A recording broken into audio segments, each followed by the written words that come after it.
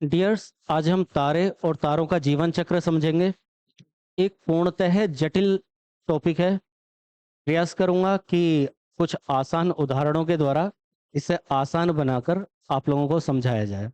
ठीक है, यदि आपको समझ में आता है और अच्छा लगता है तो लाइक करके आगे बढ़ाइएगा, और सारथी से अभी नहीं जुड़े हैं तो सारथी से जुड़िएगा और बाकी लोगों को भी जोड़िएगा। ठीक है, अभी ये तारों का जीवन चक्र समझने के लिए हमें तारों को समझने की जरूरत है।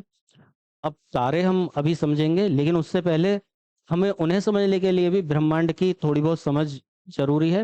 हालांकि ब्रह्मांड को मैंने डिटेल में ब्रह्मांड, आकाशगंगाएं, तारे, इनके बेसिक कॉन्सेप्ट, इनकी अवधारणाएं, क्या कॉन्सेप्ट रहे हैं, कैसे रहे हैं, कैसे हमारी गैलेक्सी बनी, क्या बिग बैंग थ्योरी थी, किस तरीके से काम हुआ है, तो बहुत सारी चीज़ें कॉन्सेप्चुअल मैंने डिटेल में समझा दी हैं। अगर आपने वो क्लासेस नहीं देखी हैं या वो वीडियोस नहीं देखी हैं तो डिस्क्रिप्शन में आपको लिंक मिल जाएगा, आप लोग देख लीजिएगा। ठीक है, चलिए चलते हैं तारों के जीवन चक्र पर। उससे पहले हमें तारों को समझने की जरूरत है जीवन चक्र समझने के लिए, कि तारा क्या होता है। तो पहले समझते हैं तारा। तारा क्या होता है?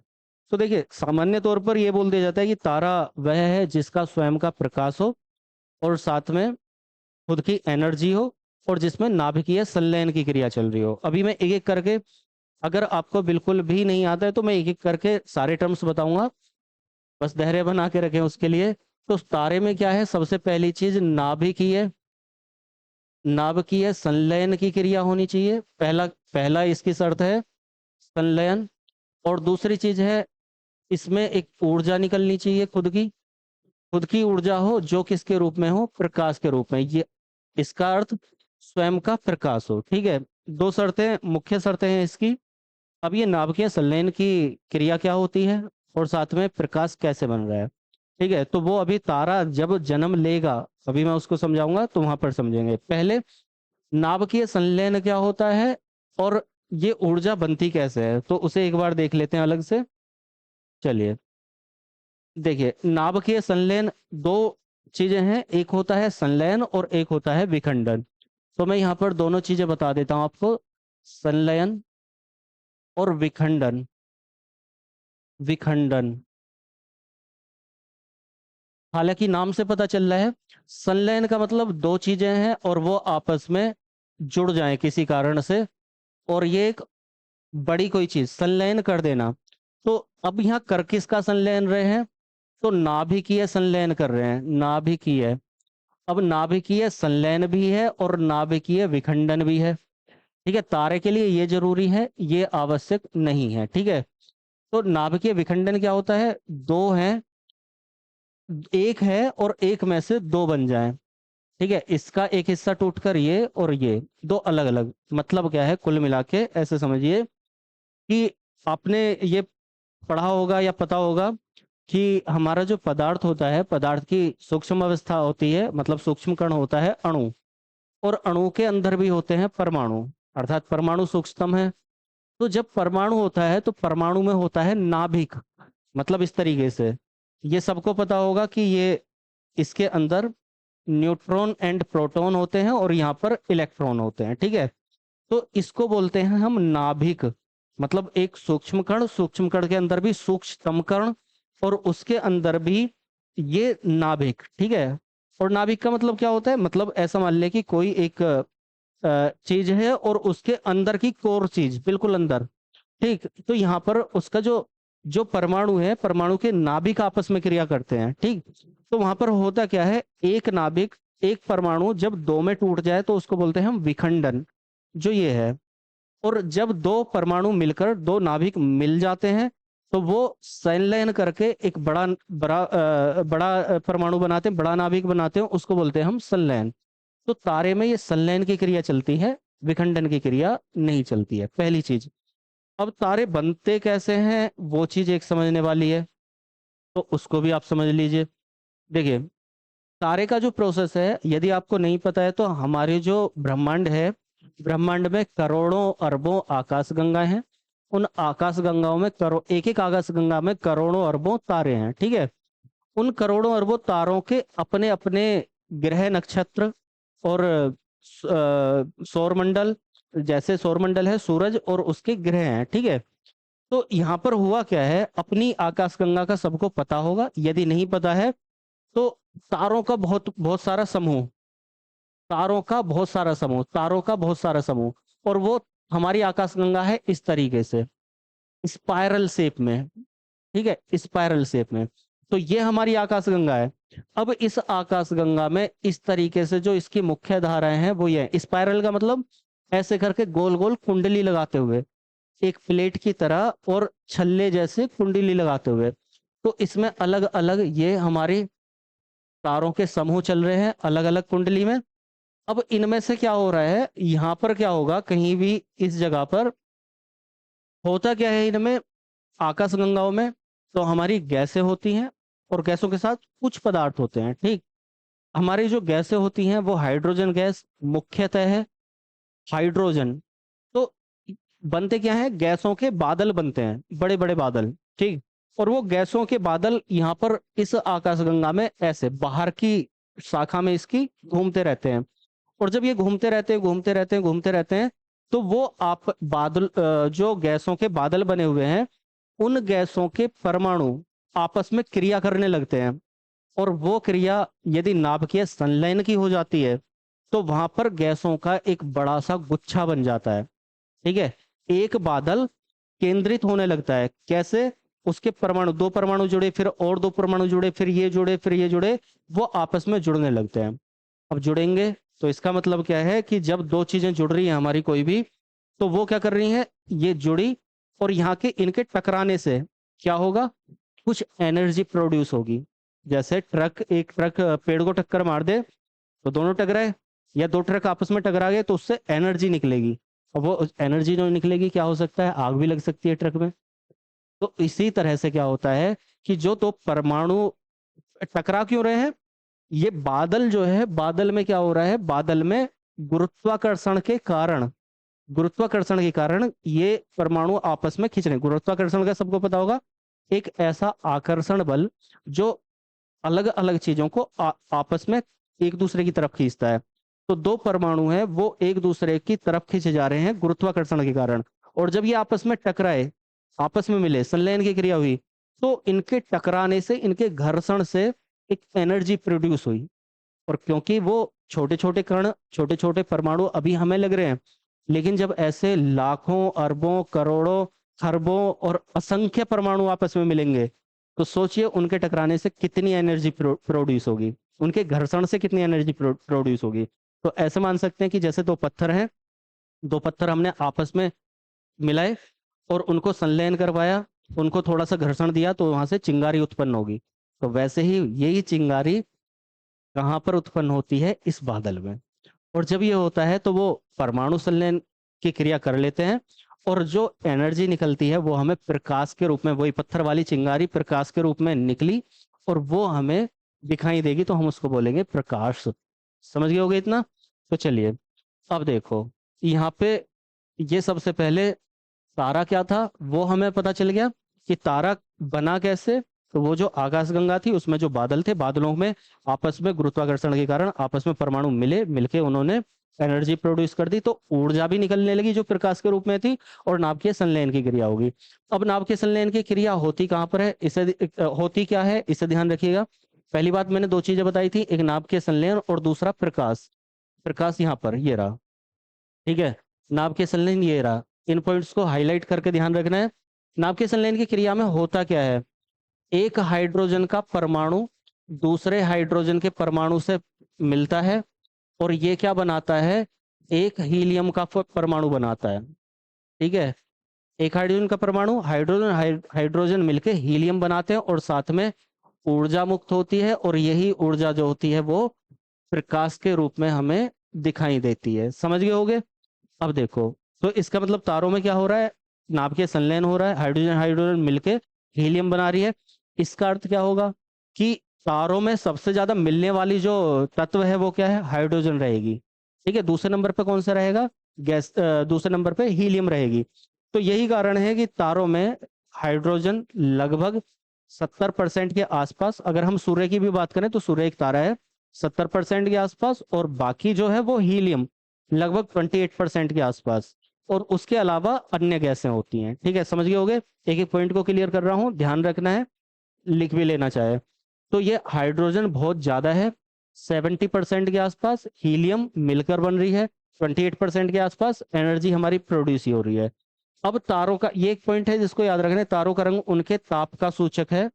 मतलब ताप का सूचक कैसे कि तारों का अलग अलग समय पर अलग अलग ताप होता है और उन ताप के कारण उनका हमें रंग दिखाई देता है। जैसे जब तारे का ताप थोड़ा कम होगा, कम का मतलब मान लिया 2000 है, 3000 केल्विन है, 4000 केल्विन है, तो वो हमें दिखेगा कि वो लाल रंग का है।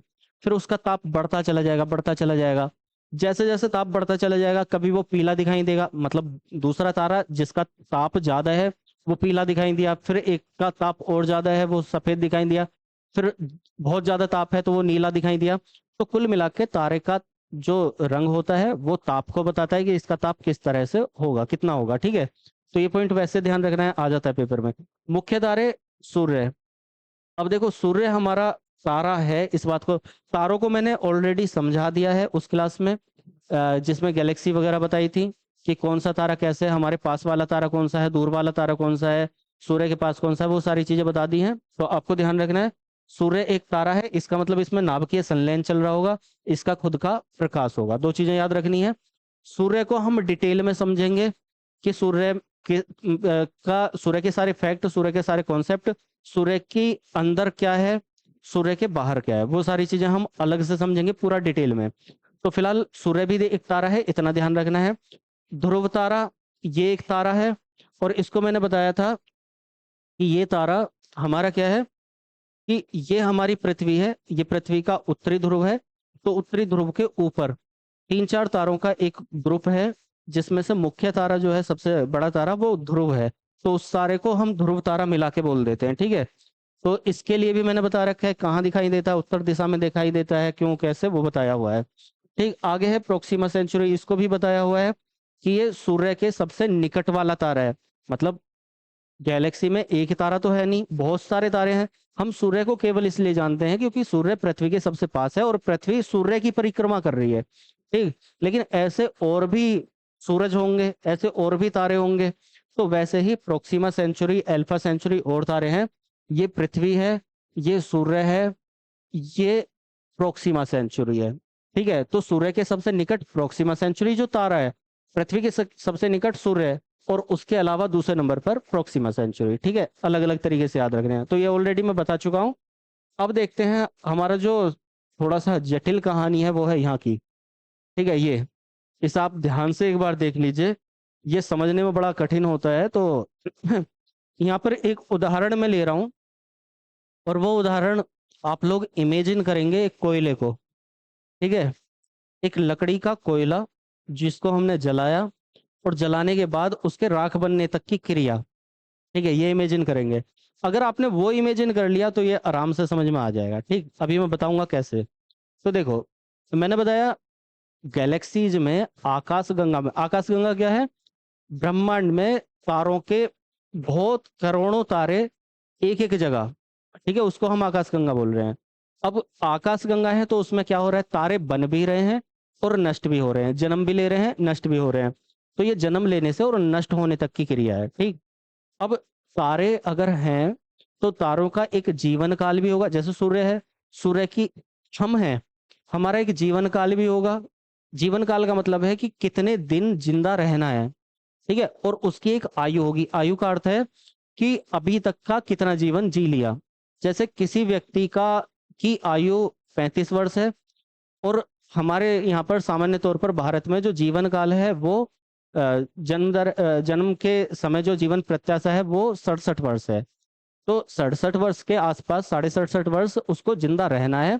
अभी उसने 35 वर्ष की आयु पूरी कर ली है, तो उसको आयु बोल रहे हैं। ठीक, तो वैसे ही अब इसको ये जो इमेजिन करना है, दो एग्जाम्पल, एक पहला बता दिया मैंने कोयला, और दूसरा इमेजिन कर रहे हैं हमें किससे, एक बच्चे से, बच्चे से और बुढ़ापे तक की कहानी। ठीक, तो ये बच्चा है जो भ्रूण अवस्था में है, उसके बाद धीरे धीरे ये बड़ा होगा, युवा तारा बन जाएगा, युवा होगा, उसके बाद बुढ़ापे की तरफ बढ़ेगा, इसकी मृत्यु हो जाएगी, और मृत्यु के बाद इसके अवशेष बचेंगे। ठीक है, तो ऐसा माने ये जन्म के समय इसको प्रोटो स्टार बोल रहे हैं हम, या आदि तारा बोल रहे हैं, और एक इसका दूसरा नाम भी है, वो भी लिख देता हूँ, यहाँ पर लिखा हुआ नहीं है। इसी को भ्रूण तारा भी बोलते हैं, भ्रूण तारा। ठीक है। अब ये है क्या? तो देखो, मैंने बताया कि गैलेक्सीज जो थी उनमें क्या हुआ, गुब्बारे बने, किसके? गैसों के बादल बने। गुरुत्वाकर्षण के कारण वो परमाणु, कुछ कुछ परमाणु आपस में मिल गए, टकरा गए, एक जगह इकट्ठा हुए। इकट्ठा होने से क्या हो रहा है, ये हमारा एक प्रोटो स्टार बन रहा है, और इसमें जो परमाणु है वो आपस में मिल रहे हैं। ठीक है, संलयन कर रहे हैं। संलयन करने के कारण क्या हो रहा है, एनर्जी निकल रही है। तो वहां पर हमें क्या दिख रहा है, प्रकाश देखने को मिल रहा है। समझ गए होगे इतना? अब हो क्या रहा है, ये है जन्म के समय। इसको भ्रूण तारा क्यों बोला हमने? जैसे बच्चा होता है जन्म के समय भ्रूणावस्था, तो वैसे ही ये अवस्था है।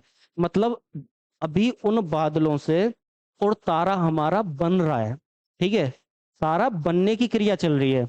अब वो जैसे ही तारा बनेगा तो वो यहाँ पे आ जाएगा। ठीक, तो ये तारे से जस्ट शुरुआती, आदि का मतलब होता है हिंदी में प्रारंभ, यानी कि तारा बनने की क्रिया चालू हो गई है, तारा बन रहा है, अभी प्रोसेस में है। और इसको इंग्लिश में बोलते हैं प्रोटो स्टार। प्रोटो का अर्थ होता है, प्रोटो इंग्लिश वर्ड और हिंदी वर्ड आदि। ठीक है, इतना समझ गए होगे। अब ये तारा क्या होगा, जब तारा बन जाएगा, जैसे बच्चा जब पैदा हुआ, पैदा तो छोटा सा ही हो रहा है, लेकिन जैसे जैसे वो बड़ा होता चला जाएगा तो वहां पर कंडीशंस निकलेंगी कि या तो उसकी हाइट, मतलब लंबाई चौड़ाई, या तो वो छोटी कदकाठी का हो या बड़ी कदकाठी का हो। ठीक है, या मीडियम एवरेज हो। तो हम यहाँ छोटी कदकाठी और बड़ी कदकाठी ले रहे हैं। ठीक, तो यहाँ पर दो कदकाठी निकली, एक बड़ा और एक थोड़ा छोटा सामान्यतः है। ठीक, जो सामान्यतः छोटा है हम उसको सूर्य के समान तारे बोल रहे हैं। मतलब सूर्य को के हम देखो, हम किसी भी चीज का कंपेयर, हम अगर बोलने लग जाए कि वो लंबा है, किससे लंबा है? एक से एक लंबा इंसान दुनिया में पड़ा हुआ है, तो किसी को एक टारगेट बनाएंगे ना कि उससे लंबा है। तो यहाँ पर जैसे कुछ लोग मुझसे छोटे होंगे, कुछ लोग मुझसे लंबे होंगे। ठीक, तो उसी तरह से यहाँ पर क्या है, यहाँ पर भी हम तारे को कंपेयर कर रहे, मतलब सभी तारों को कंपेयर कर रहे हैं, किससे? सूर्य से, क्योंकि हम तो सूर्य को जानते हैं, तो सूर्य से यहाँ पर कंपैरिजन करेंगे। तो जब सूर्य से कंपेयर करा तो कुछ तारे होंगे सूर्य के बराबर। ठीक, कुछ कम छोटे वाले होंगे और कुछ होंगे सूर्य से बड़े तारे। ठीक, तो कुछ सूर्य के बराबर और कुछ सूर्य से बड़े। अब ये जो सूर्य से बड़े तारे हैं, ये तारे क्या होते हैं, यहाँ पर दो कंडीशन। अब देखो, यहाँ पर पहुंचना है। ब्लैक होल क्या होता है, न्यूट्रॉन तारा क्या होता है, इसको पल्सर भी बोलते हैं, न्यूट्रॉन तारे को याद रखेंगे। बौने तारे क्या होते हैं? अगर यहाँ पे हमें पहुंचना है कि तारे के अवशेष जो बचेंगे वो कैसे बचेंगे, तो हमें यहाँ पर जाना पड़ेगा। ठीक, तो इसको मैं पहले से ही समझा रहा हूँ कि एक सूर्य के बराबर, एक सूर्य से बड़े, कुल मिला के। अब जो सूर्य के समान तारे हैं वो हम उनको रक्त दानव या लाल रक्त दानव बोलेंगे। तो एक तो रक्त दानव होंगे छोटे, एक रक्त दानव होंगे बड़े। ठीक है, जो छोटे रक्त दानव हैं उनसे ये वाली कंडीशन बनेगी, जो बड़े रक्त दानव है वहां पर ये वाली कंडीशन, एक विस्फोट होगा, सुपरनोवा विस्फोट जिसको बोलेंगे। एक एक करके समझाऊंगा मैं क्या है ये। तो ये जो सूर्य के समान तारे थे वो इस साइज के हो गए, इनको रक्त दानव बोला। जो ये वाले बड़े तारे थे वो लाल रक्त दानव और बड़े हो गए, इनसे ये वाली ग्रह नेबुला वाली कंडीशन बनी, इनसे सुपरनोवा विस्फोट हुआ। यहाँ से ये श्वेत वामन तारे, बौने तारे और फिर काले वामन तारे बने। और यहाँ पर ये नेबुला जो था उससे न्यूट्रॉन तारा बना और अंततः वो ब्लैक होल बना, है ना। अब ये सारा माजरा क्या है, यहीं पे ही तो समझ नहीं आता। अब इसको ऐसे समझो, किससे? कोयले से। जो मैंने बताया था प्रारंभ में कि हमें कोयले का उदाहरण लेना है और इमेजिन करते जाना है। एक कोयले को आपने गर्म किया, गर्म करने के बाद क्या हुआ, वो बिल्कुल गर्म हुआ पड़ा है, बिल्कुल गर्म। अब उसके बाद क्या होगा, वो धीरे धीरे हमने उस जो चिंगारी बन गई है, मतलब लकड़ी वाला कोयला जो चिंगारी बन चुका है, हमने उसको क्या किया, आग से हटाया। तो जब जैसी वो आग में दिख रहा है तो वो हमें वाइट कलर, मतलब उसका कलर क्या, आग दिख रही है। लेकिन उस आग को जब हमने अलग किया और अलग कोयले को रखा, इमेजिन करना, उस कोयले को जब अलग रखा तो वो क्या होगा, हमें लाल रंग का दिखाई देगा। होगा नहीं होगा ऐसा? मतलब उसकी जो आग है वो हमें लाल रंग का कोयला दिखाई देगा। तो वो जो तारे हैं इसको एक पॉइंट और याद रखना, जो सूर्य है वो अपनी कौन सी अवस्था में है अभी, वो युवा अवस्था में, युवा अवस्था, ठीक है, इसको ध्यान रखना है कि सूर्य अपनी युवावस्था में क्यों है, क्योंकि सूर्य की आयु अगर हम माने कि 10 अरब वर्ष है तो उसमें से अभी वो 5 अरब वर्ष से भी कम का है, मतलब अभी 5 अरब वर्ष पूरे नहीं हुए लगभग में, ठीक है। तो ये सूर्य की आयु अभी आधी है, आधी पूरी किया है उसने अपना जीवन काल। तो अब ये उसी कंडीशन वाले तारे, ठीक, तो वो जो कोयला था उसको हमने निकाला तो वो इस रूप में है, ठीक। अब वो जैसे जैसे हम उसको ध्यान से देखेंगे, उसकी आग को हटते हुए, जब उसने आग अपनी खत्म की, आग है तो वो युवा तारा, जैसे उसने अपनी आग खत्म की, ठीक है, तो वो इस कंडीशन में आता जा रहा है, यानी कि वो लाल रंग का दिखाई दे रहा है ना, समझ गए होगे। अब जैसे कोयला हमें लाल रंग का दिखाई दे रहा है, अब उसमें से छोटा या बड़ा, दो कंडीशन रही। अब इसको जैसे बच्चा है, पैदा हुआ, उसके बाद जवान हुआ, उसके बाद बुढ़ापा आया, बुढ़ापे के बाद मृत्यु हुई, मृत्यु के बाद अवशेष उसके रहे, तो वैसे ही ये कंडीशन है, पहले पैदा हो रहा है, फिर जवान हो रहा है, युवा हो रहा है, और फिर उसके बाद वृद्धावस्था को ले रहा है। मतलब कैसे, जब कोयला लाल रंग का दिखाई दे रहा है, उसमें चिंगारी दिखाई दे रही है, तो धीरे धीरे धीरे धीरे आप क्या देखेंगे कि उसमें चारों तरफ राख जमने लग रही है। और वो राख कब जमेगी, जब वो ठंडा होता जा रहा है, ऐसी होगा ना। तो राख जम रही है चारों तरफ, अंदर से वो लाल है और चारों तरफ राख जम रही है, तो वो कंडीशन है ये वाली, ठीक है। अब वो जो रक्त दानव है, जिस जो रक्त के समान लाल दिखाई दे रहा है हमें, ठीक, वो क्या होगा, धीरे धीरे धीरे धीरे वो उसमें स्पॉट पड़ते चले जाएंगे। जैसे आपको पता होगा सूर्य में भी स्पॉट हैं, ब्लैक कलर के दिखाई देते हैं, वो क्या है कि वहां से उसकी एनर्जी खत्म होती चली जा रही है। एनर्जी की कोई तो लिमिट होगी ना, कोयले के जलते हुए दिखाई देने रहने की, जब आग से हटा लिया हमने, कोई तो लिमिट होगी, उसके बाद तो लास्ट में उसको राख बन जाना है, राख बन जाना है ना, ये वाली राख, ठीक। तो वो क्या करेगा कोयला, जब हमें लाल दिखाई दे रहा है तो उसके चारों तरफ राख दिखाई दे रही है, हल्की हल्की हल्की हल्की राख दिखाई देगी। अब फिर धीरे धीरे क्या होगा, वो जगह जगह से, वो जो कोयले वाली लकड़ी थी, वो जगह जगह से ठंडी होती चली जाएगी, जहां जहां से ठंडी होगी वहां वहां से क्या हो जाएगा, वो काला पड़ता चला जाएगा, यही कंडीशन होगी। तो वो जो लाल दिखाई दे रहा था हमें, वो धीरे धीरे क्या होगा, जगह जगह से हमें काला दिखाई देता चला जाएगा। और इसका मतलब क्या होगा, इस काले स्पॉट का मतलब कि वहां से उसको जितनी एनर्जी देनी थी, जितनी आग दिखानी थी, वो दिखा ली, अब वो क्या हो रहा है, ठंडा हो रहा है, ठीक है। मतलब अब क्या हो गई है, उसकी मृत्यु हो रही है, ठीक। तो एक जगह से काला स्पॉट दिखेगा, मतलब यहाँ की एनर्जी उसकी खत्म, फिर दूसरी जगह से काला स्पॉट दिखेगा, वहां की एनर्जी खत्म, धीरे धीरे धीरे धीरे धीरे करके वो क्या हो जाएगा, सारा का सारा काला हो जाएगा। समझ गए इस बात को। अब क्या कंडीशन होगी, अब धीरे धीरे जब वो काला पड़ रहा है, तो ये कंडीशन हुई, एक जगह स्पॉट, दूसरी जगह स्पॉट, तीसरी जगह स्पॉट। अब उससे क्या होगा, एक सुपरनोवा विस्फोट होगा, इसको सुपरनोवा विस्फोट बोलते हैं, ठीक है।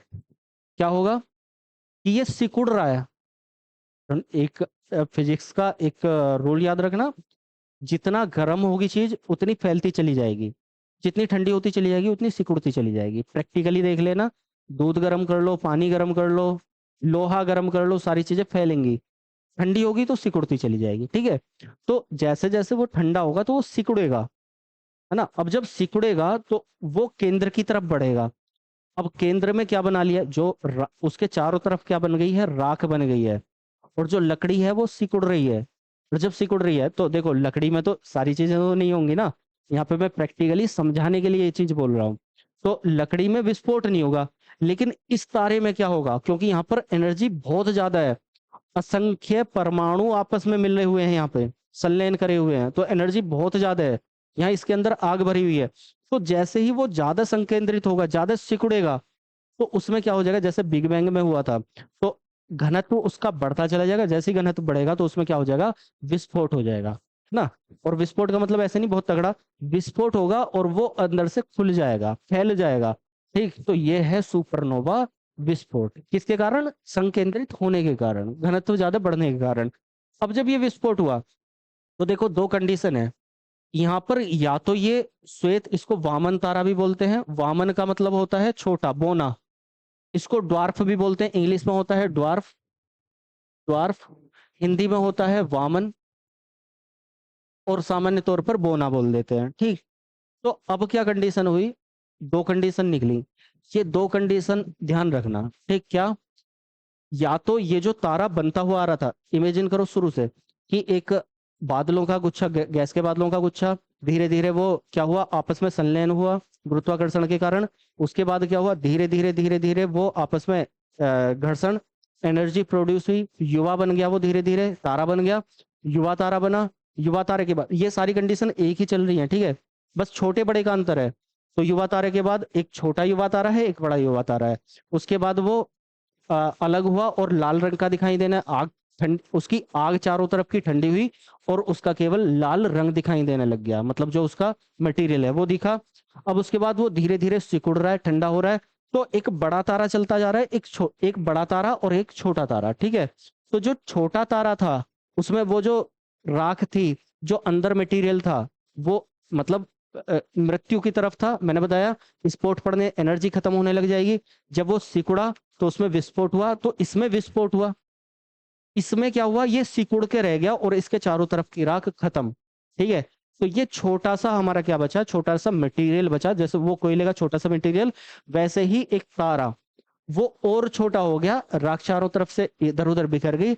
और वो क्या, पहले जो राख थी वो हमें सफेद दिखाई दे रही थी, व्हाइट कलर की राख, तो इसको बोला हमने व्हाइट, व्हाइट ड्वार्फ, है ना, व्हाइट ड्वार्फ।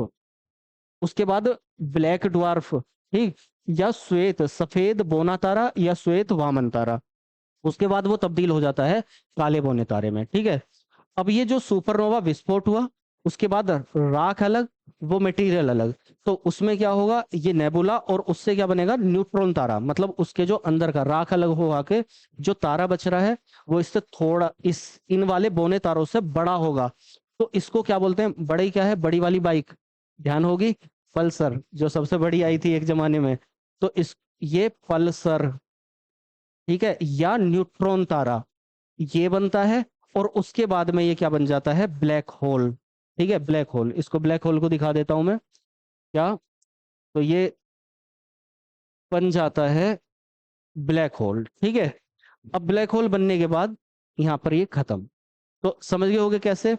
अब देखो यहाँ पे ये चीज मैंने समझा दी कि तारे ने जन्म कैसे लिया, युवावस्था कैसे प्राप्त की, उसके बाद उसकी आग ठंडी हुई तो उसकी मृत्यु के टाइम वृद्धावस्था में जैसे जैसे आग ठंडी होती जा रही है, लाल दिखाई देता जा रहा है। अब ये जो होंगे वो एक छोटे वाले होंगे, एक बड़े वाले होंगे। तो छोटे वाले में मृत्यु हो रही है, वो फुस करके ठंडा हो गया और वहां पे छोटे तारे, बोने तारे व्हाइट कलर के, और वो उसके बाद में ब्लैक बोने तारे बन गए, ठीक है। लेकिन जो बड़े वाले रक्त दानव थे वो क्या हुआ, उनमें सुपरनोवा विस्फोट हुआ, क्योंकि वहां संकेंद्रित होने की कोशिश कर रहे हैं सारे परमाणु, तो विस्फोट हो जा रहा है। विस्फोट के कारण वो फैल जाता है, और फैलने के बाद या तो वो न्यूट्रॉन तारा, पल्सर तारा तारा बनेगा बड़ा वाला, या फिर क्या होगा, वो उसके बाद में ब्लैक होल बन जाएगा, और उसका वो एक जगह एक बिंदु पर आकर सारा का सारा फैला और आकर धीरे धीरे सिमट गया एक बिंदु पर, उसको बोलेंगे हम ब्लैक होल। तो अब क्वेश्चन होता है, ये सारा था जीवन चक्र, लेकिन अब क्वेश्चन होता है हमारा ये, कि ये ब्लैक होल हम किसको बोलेंगे, मतलब ये इसके ऊपर क्वेश्चन आते हैं। जीवन चक्र सारा समझ लिया है, तो ये क्वेश्चन आता है कि ब्लैक होल की सीमा किसने निर्धारित की और ये सीमा थी क्या। तो पहले तो हमें ये पता होना चाहिए कि ये सीमा क्या थी, ठीक है, क्योंकि ये कंफ्यूजन होता है। तो पहले आप इसे समझ लें, फिर उसके बाद में प्रैक्टिकली जो पहला वाला चित्र है उसी पर बताता हूँ। तो ब्लैक होल की सीमा, एस चंद्रशेखर नामक हमारे यहाँ के वैज्ञानिक, भारतीय मूल के वैज्ञानिक है, सुब्रमण्यम चंद्रशेखर। अभी लास्ट में जाके क्या बना था तारा, पल्सर तारा ब्लैक होल में कन्वर्ट हुआ था। मतलब एक तारा लास्ट में जाके जो बड़ा वाला हमारा चल रहा था तारा, वो बड़ा बड़ा बड़ा बड़ा वो ब्लैक होल में कन्वर्ट हुआ था। तो हमारे यहाँ के जो ये भारतीय मूल के वैज्ञानिक थे, एस चंद्रशेखर, सुब्रमण्यम चंद्रशेखर, इन्होंने बताया कि कौन सा तारा ब्लैक होल बनेगा और कौन सा तारा ब्लैक होल नहीं बन पाएगा। तो वो जो ब्लैक होल होने की लिमिट बनाई बताई, वो किसने बताई, चंद्रशेखर जी ने, ठीक। अब इनको ध्यान रखना है कि ब्लैक होल की सीमा निर्धारित की किसने, चंद्रशेखर ने। कौन थे, भारतीय मूल के भौतिक और खगोल शास्त्री थे, ब्लैक होल की सीमा निर्धारित की, ठीक है। अभी ये सीमा बताऊंगा कैसे थी। 1983 में इन्हें नोबेल भी दिया गया, किसके लिए, भौतिकी के लिए, ठीक है, अब देखो भौतिकी का नोबेल मिल रहा है, ब्लैक होल की सीमा दे रहे हैं खगोल में, क्योंकि खगोल शास्त्री भी हैं। ठीक, तो 1983 में इन्हें भौतिकी का नोबेल नोबेल मिला।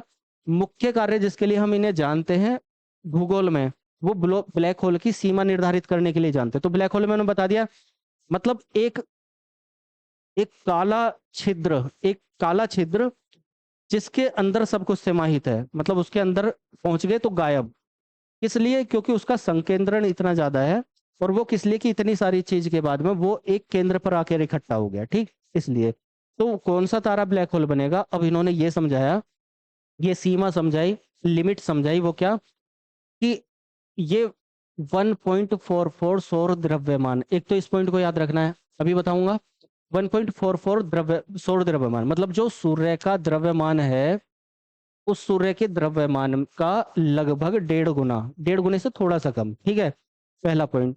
ठीक, दूसरी चीज याद रखनी है, श्वेत वामन के, ये ब्लैक होल सीमा क्या है, या तो ये है या क्या है, जो अभी श्वेत वामन करा था हमने, सफेद बोना तारा करा था, व्हाइट ड्वार्फ करा था, तो उसके द्रव्यमान की ऊपरी लिमिट ध्यान रखेंगे, श्वेत वामन के द्रव्यमान की ऊपरी लिमिट। तो ये थी चंद्रशेखर सीमा। अब हम वापस जाते हैं उसी जगह और समझते हैं ये क्या थी। ठीक है, ये क्या थी। तो देखो यहाँ था श्वेत, यहाँ से बिल्कुल सीधा सीधा आ रहा, तारे ने जन्म लिया, युवा अवस्था में पहुंचा, आग धीरे धीरे ठंडी होने लगी, बूढ़ा हो गया, आग खत्म होने लगी, काला पड़ने लगा, लाल से काला पड़ने लगा। और उसके बाद में अगर यहाँ पर आकर कंडीशन आई, ये अगर वो जो काला तारा पड़ रहा है वो छोटा है, ठीक है, तो उसको हमने बोला श्वेत वामन तारा। अगर वो बड़ा है, काला तारा जो काला पड़ता जा रहा है, इकट्ठा होता जा रहा है मटेरियल, अगर वो बड़ा है तो सुपरनोवा के बाद बोला हमने उसको नेबुला। समझ गए होगे। तो ये क्या है, ये ही ब्लैक होल लिमिट है। तो अगर क्या हमारा तारा, इसका जो द्रव्यमान होगा वो सूर्य के द्रव्यमान का लगभग 1.5 गुने तक हो सकता है, 1.5 गुना नहीं, मतलब 1.44 गुना हो सकता है, जितना सूर्य का द्रव्य, जितना मेरा द्रव्यमान है, मतलब जितना, ऐसा मान लो कि अगर आप 60 किलो के हैं, तो 60 किलो से हम ये मान लेते हैं सूर्य के समान तारे कैसे होंगे, मतलब आपके जैसे लोग कितने होंगे, 60 में 70 वाले हो जाए, 75 वाले हो जाए, ठीक है, 80 वाले हो जाए, ये लिमिट होगी। लेकिन अगर 60 आप में और 80 वाले में उतना डिफरेंस दिखाई नहीं देगा, जो आप में और 1 कुंटल से ज्यादा वाले में डिफरेंस दिखाई देगा। समझ गए इसको प्रैक्टिकली कैसे। तो वही इमेजिन कीजिए कि जो सूर्य से थोड़ा ज्यादा थोड़ा ज्यादा थोड़ा ज्यादा है, तो वो हमारे एक लिमिट रख दी कि वो 1.44 गुना, ठीक है, लगभग 1.5 गुने से थोड़ा कम, तो हम उनको वामन तारे तक मान लेंगे। लेकिन अगर इससे ज्यादा हो गया, अगर इससे ज्यादा हो गया तो वो तारा फिर बौना तारा नहीं बनेगा, वो सूर्य के समान वाला नहीं रहेगा। वो कौन सा तारा होगा, वो बनेगा ब्लैक होल। ठीक है, या न्यूट्रॉन तारा या पल्सर तारा। ठीक है, और वो कैसे बनेगा, क्योंकि वो पहले से ही ज्यादा द्रव्यमान लाए हुए हैं। ठीक है, तो इसलिए पल्सर तारा कौन सा होगा, या न्यूट्रॉन तारा या ब्लैक होल तारा, जो सौर द्रव्यमान का 1.44 से ज्यादा है। तो वो श्वेत वामन ना बनकर क्या बन जाएगा, वो पल्सर या फिर क्या न्यूट्रॉन या फिर क्या ब्लैक होल बनेगा। ठीक, इसको जो निर्धारित किया किसने किया, सुब्रमण्यम चंद्रशेखर जी ने, जिसको बोला गया चंद्रशेखर लिमिट, चंद्रशेखर सीमा। किसकी, ब्लैक होल की चंद्रशेखर सीमा। क्योंकि चंद्रशेखर जी ने दिया, ब्लैक होल के बारे में बताया कि वो जो ज्यादा वाला है, ज्यादा द्रव्यमान वाला, वो ही बनेगा। तो ये ब्लैक होल की चंद्रशेखर लिमिट। तो आज मैंने इस क्लास में तारा क्या होता है, तारों का जीवन चक्र कैसे चलता है, और उसके अलावा ब्लैक होल लिमिट क्या होती है, कैसे निर्धारित करें कि हमारे तारे छोटे बनेंगे, मतलब ये श्वेत वामन, ब्लैक वामन, कृष्ण वामन बनेंगे, या फिर हमारे तारे पल्सर, या फिर ये बनेंगे ब्लैक होल। ब्लैक होल बनेगा, तारे की मृत्यु के बाद जो अवशेष बचेगा वो ब्लैक होल में कन्वर्ट हो जाएगा, कृष्ण छिद्र में कन्वर्ट हो जाएगा, एक ऐसी जगह जहां पर कुछ आर पार नहीं दिखाई देगा उसमें कन्वर्ट हो जाएगा।